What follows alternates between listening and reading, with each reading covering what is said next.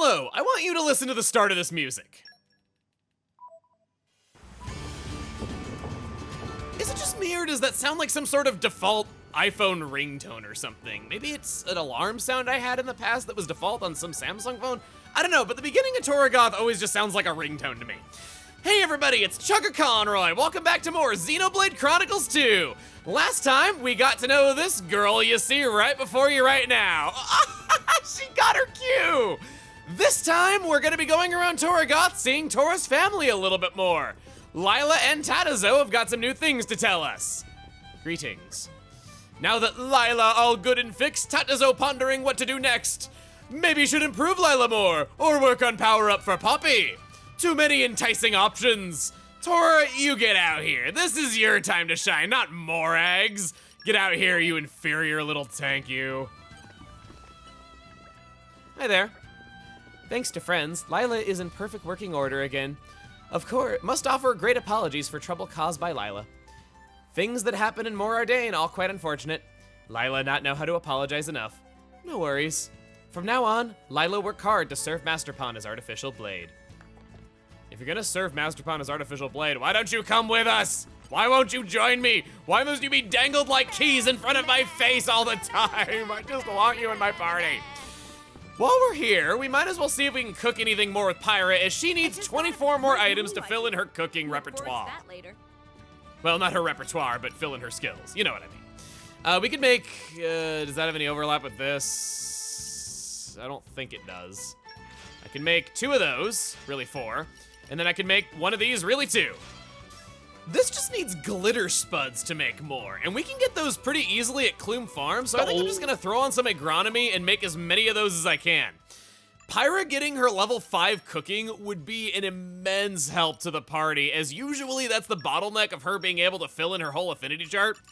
And as I have said an unbearable number of times, you get big benefits from filling in a Blade's affinity chart the entire way. She gets a lot more powerful from this.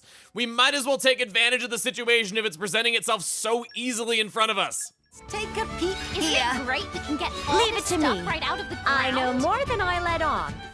Crossette has level 3 agronomy, and when a collection field skill is level 3, it has a 100% chance of activation, plus gives lots of items in the process.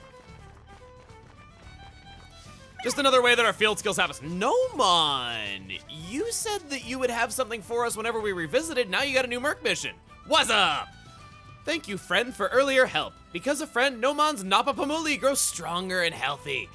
Nomon sell his fine Napapamuli for 30,000 gold apiece, and they selling like hotcakes. Also, Nomon will build amazing palace of Napapamuli. Pretty classy stuff. This is Nomon's dream. Right, sure. Nomon actually short of manpower right now, cannot increase size of business to realize ambitions. Where can Nomon find some cheap labor? Let Tora explain. Meme? Friends have more blades than know how to use profitably by looks of things. If friends help Nopon, friends help Nopon, then Nomon share his yummy profits. I got tongue twisted on that sentence because 2 of them were so close together.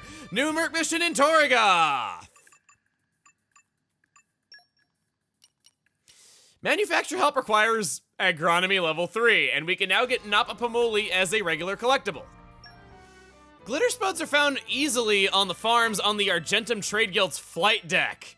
Now, if you'll excuse me, I'm going off of there after falsely thinking that they were found in Clume Farm all of this time after 10 minutes of grinding. And up on the Argentum flight deck, Kulkan! Can I ask a favor of you? Thing is, we just received a huge delivery from Morardain. It's much bigger than usual, so we're all behind schedule handling it all. Meh, this tricky situation. That's why I need your help. If any of those blades you got thinks they're strong enough, could they help out with lugging the stuff? Leave it to Tora, to Rex and friends. They handle it somehow. Thanks for the help. Might even be able to make up for lost time if things go well. That's a new Merc mission. Unloading of goods gives Apprentice Vambrace an item that I've already praised, and something I didn't care about. Hey guys, thought you should know that Nim leveled up Fishology. Sunny's a little greedy guts, so this'll be really useful. And Fishology level 3. Sunny's a little greedy guts, so this'll be really useful. This is looking good. Oh, I can't accept any more. Well, if I gotta get rid of a few, might as well use it for easy trust. Went for Pyra, Gorg, and Electra, and in the process... I'm pretty good at focusing, actually. I didn't remember that Electra had focus. That's kind of cool. She can't even get access to it until level 3, so maybe that's why. That's related to using meat items. Guys, I had exactly enough! Yes! That took maybe 10 minutes tops once I actually went to the right place. My mastery increases. Wasn't that bad. Her field skills are all done. Now we can focus on just the battle skills and the specials. There's the Napapamuli. It's just a standard material, not anything unusual. To answer the 4 of you wondering, it sells for 35G. I wish I knew more about salvaging.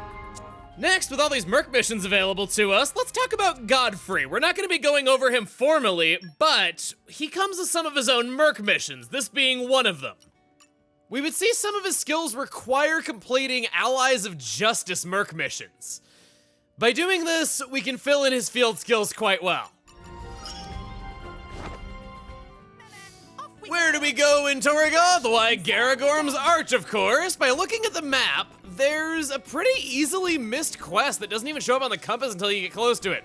This is because, if you look in the upper right corner, the map fades out. This is considered part of a separate area, even though it's really not.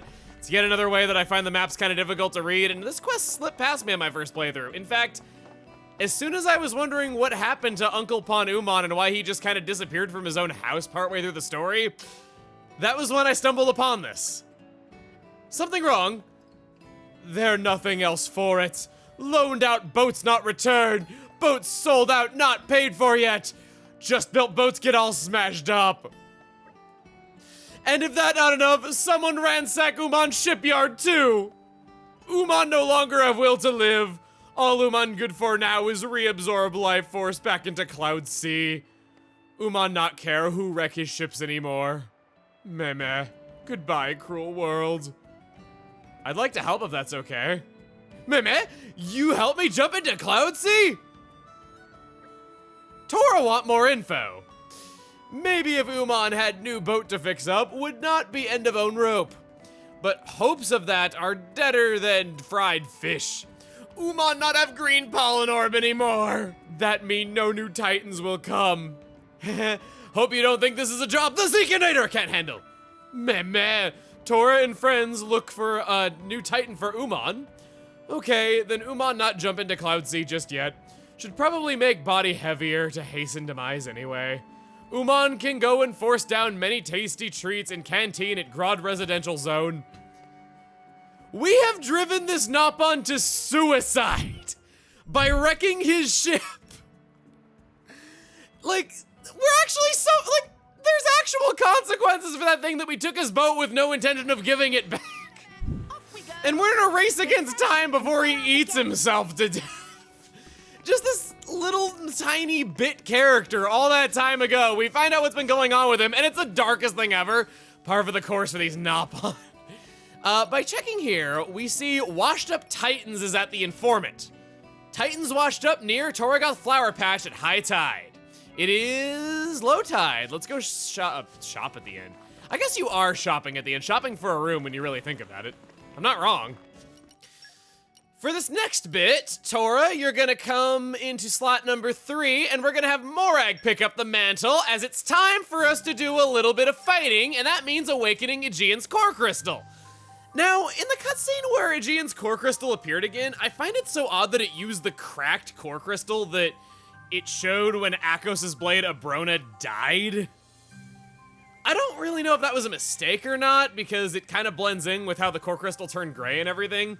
I've always thought of that as a weird mistake, and a lot of you pointed it out as well, so it's just one of those weird things. But it's not cracked, it's not broken, it's ready to use, like the big juicy steak that it is.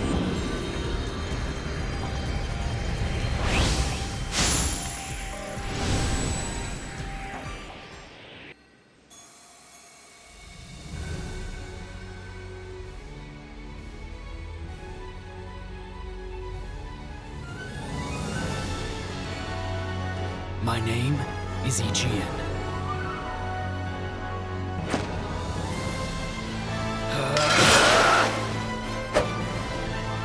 Let my sword be your safeguard.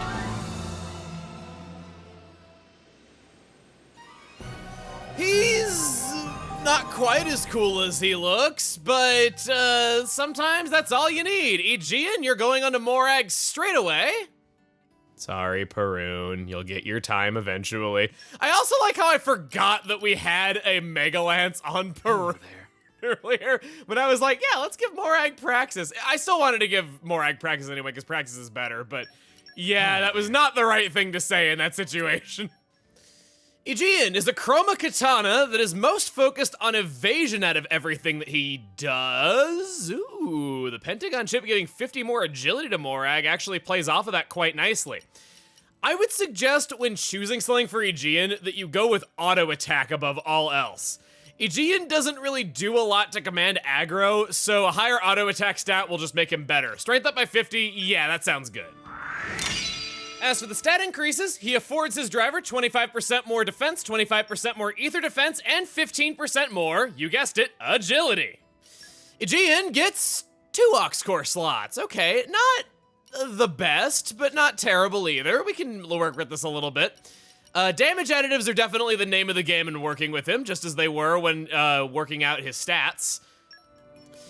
I'm gonna go refine some Ox-Cores, and I saw that we have a Hunter's Chemistry 3 right now. That's Humanoid Hunter. I'll take my Hunter's Chemistry 2 with my tail between my legs. In refining his Ox-Cores, I'm going with Outdoor Attack Up 2 and Affinity Max Attack 2. These are pretty universal effects. Aggro Attack Up is not something I recommend in Aegaeon because he just needs lots of damage to be able to grab the enemy's attention in the first place, so locking a damage increase behind needing aggro, not gonna work well for him. That's more for somebody like Corvin who grabs it effortlessly. Aegaeon's field skills are Water Mastery, pretty normal. We have this on Dromark already, so now we have a lot of guaranteed Water Mastery in the party. Ancient Wisdom can be useful for certain quests, I guess. And Leaping, useful for getting around certain areas as well. We already have this on Rock, so he just kind of compounds on what we have guaranteed in the party already. I'm pretty sure this is on Dromark as well. Yeah, it is. Look at me. I know you, Bromark. In the old Astral Pouch, Aegaeon's favorite item and favorite category is... Thank you. I will be sure to treasure it. Wonderful. Some good will come of it yet. Ah, a Manticoran doll for my collection. This was a foreshadowed favorite item. When we arrived in Fonset Village for the first time, Bridget said that she wanted to pick up Manticoran dolls for Aegaeon. Seems he's a connoisseur, and that carried over into this life as well. Morag and her brother/cousin ain't so different. His other favorite item is not yet available, but I have good news for you. Very beautiful. Delicious. I'll have to write this down. More blades like in dessert is beautiful. It just occurred to me that this is Morag's first Chroma Katana. We have not seen a single blade in this weapon class, and as I've said before, it just has whatever the driver wants. Her first rare Chroma Katana allows us to see Aerial Smash is a smash art. This isn't as good as her Mega Lance one, unfortunately, but still, smash art's a smash art. That's 3 on her now with Corvin. Eclipse Blade is a guaranteed evasion art. That's definitely coming. Quadruple Slash is increased aggro drawn from driver arts.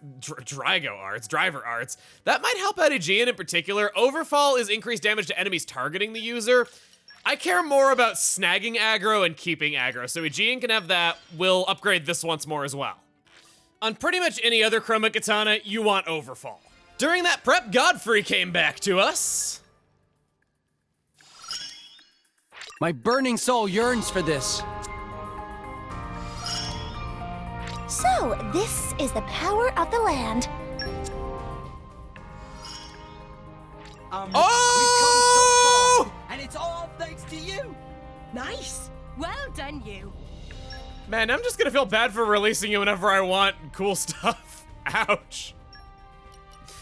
In Gormott, there's now Allies of Justice 2, which we can send Godfrey away on again. It's one of those where there's a lot of missions right in a row. I'll do it. Our main goal is going to be helping out Uncle Pa and Umon, but these Godfrey Merc missions, if you have him, you might as well do them sooner rather than later because they'll be important at another time, so we're gonna be doing this on the side for a while. Since that happened, I'll use a few weaponry for noobs on Morag's Chroma Katana set so we can catch up. I'll take an easy level 4 smash art. It's official, Aegaeon. Welcome to the team. Our destination is quite far away. It's on the opposite side of Cooley Lake, behind Torrigoth, a place that you might not have visited yet, but can be easily accessed from the Torrigoth relay base. We've arrived. Let's keep moving. First off about Aegaeon, his beta design is way cooler than what we got in the finished game. Just look at this thing. I don't like Aegeon's final design that much. I know a lot of people think he looks cool, but to me, I find his design kind of annoying. Look at this picture. Tell me where Aegaeon is. He looks like a common blade in these thumbnails, and that's what I don't like about him. Maybe they wanted a blade to look that way, so that the common blades kind of made more sense on a lower level because some rare blades do look that way, but to me, I think it's a terrible user-friendliness thing where I would always lose him in menus and not be able to find him again and have to sort by element and go to the top of water to be able to find him again. It was kind of bad. But that's just me. We head down and 2 little whales. Gramps, look, this Titan's still alive. Ah, so it is. Yes. You've been through the wars, haven't you? You can understand it. Just about. It said it was attacked by monsters and got beached here.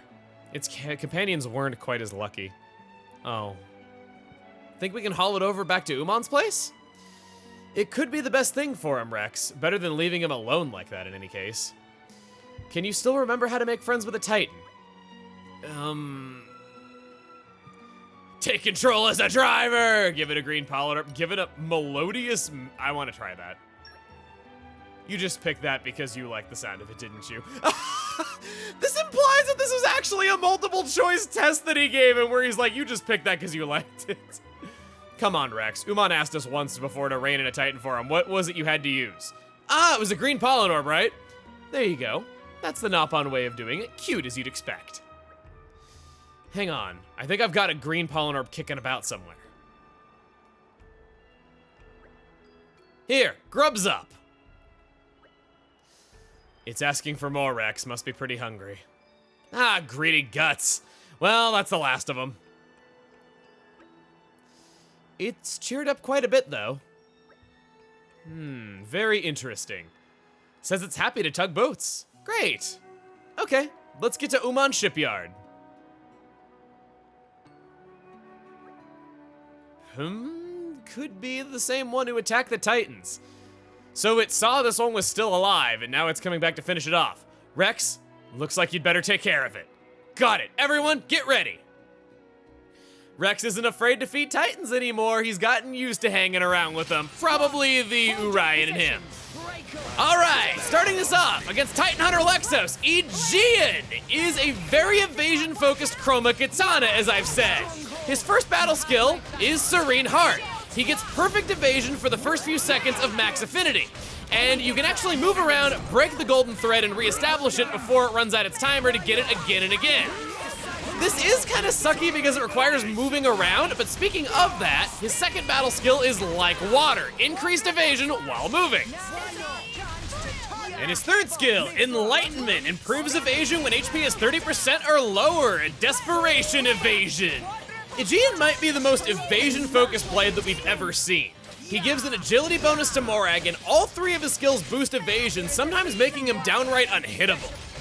This sounds amazing, but he just doesn't do much to keep aggro, and it's made worse when one of his evasion sources is from moving, which attacking while moving is not allowed. His Affinity Max evade skill is similarly awkward. We need to topple. Topple in a launch. Topple in a launch. Topple in a launch. Not who I wanted getting launched, thank you very much. Cassandra, you topple it. It's kind of rare that we'll get to even do anything like this to it. Does anybody even have a launch art, actually? I don't know if they do. No, Rex has Gorg. He should. Nothing else? I'm not gonna get to use a special, I don't think. I think we're just gonna have to break this guy and knock him out. Laudronite ship. It's all right. You're gonna be just fine. You know the way? Clever girl. Well, if you know where to go, we'll meet you there with Umon. Thanks. Awesome. Let's go tell Umon we found a Titan for him. That ship has impressive critical hit rate. That could boost Mithra up to a 45. Wolfric's looking really cool with that. Yeah, I'm thinking Wolfric. He has a critical damage up effect 40% of the time, triggering that. His Lance of the Ham is gonna become, well, stronger than Ham. Yeah, no, it says harm. Oh, Umon, don't tell me you blew your life savings on this because you didn't think you were gonna need it. Worry not, the situation has been taken care of. Meh, friends found Titan for Umon. Oh, it no good anyway. Even with Titan, no good without Hull. They're no point to anything. Umon not have strength to build one for self. Those days long gone. I'll do what I can. Friends can construct Hull. Well, that very big job must collect all required bits, then build them all together. I see. Building thing like that probably too difficult job for friends. Bulk of Umon very weighty now. Day of casting self into oblivion very near. I hope it can wait 20 minutes for the Merc group to finish its mission for this. Give your wood, it will save lives. While we're waiting on that, how about we go in and we update our equipment? It's been a little while since that and we've gotten a lot of good stuff. Morag earned a better evasion art on Brigid.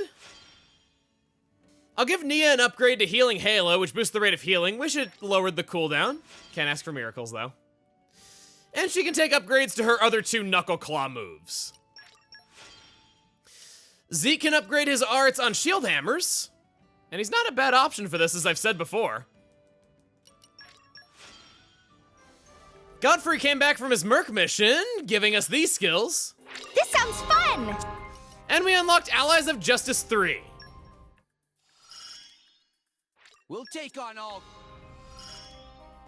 I'll take the support role. Allies of Justice 4 is in the Leftherian Archipelago.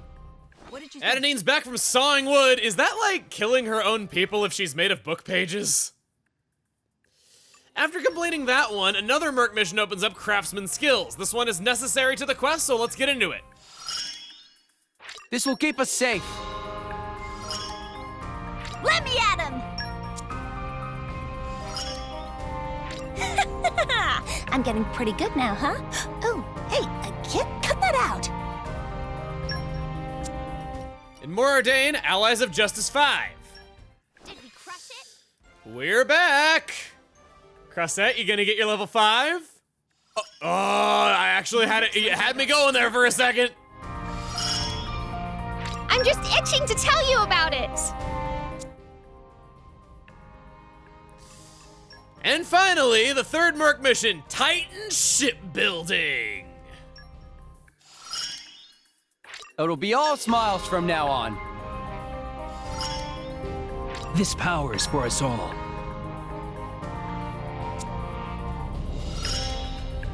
You gave me good advice, kid.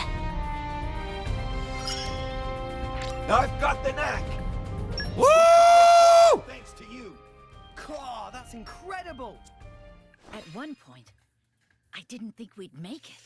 We got back, somehow. Ding-a-ling. Vess. I feel closer to nature now. We did it! We built a Titan battleship, man!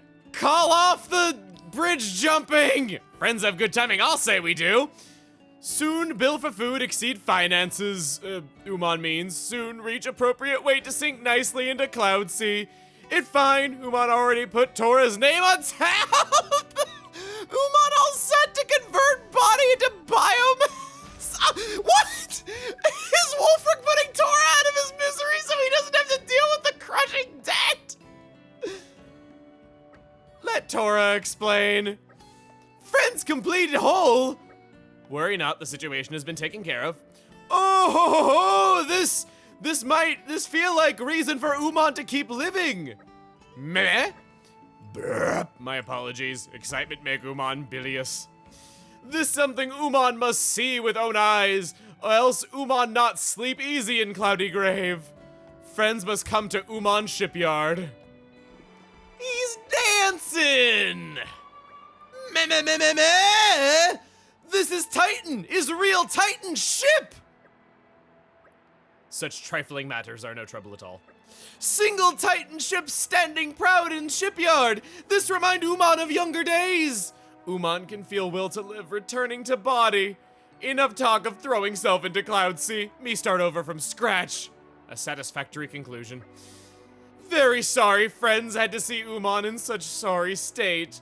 Umon ready to find new customers and start cracking at business again.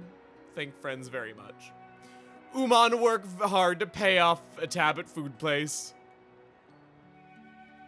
We really are the source of all of Gormod's problems. That was downright depressing what was going on there. We get a Unicorn Scarf and an Urolite chip. A range boost up 3 only affects ether cannons.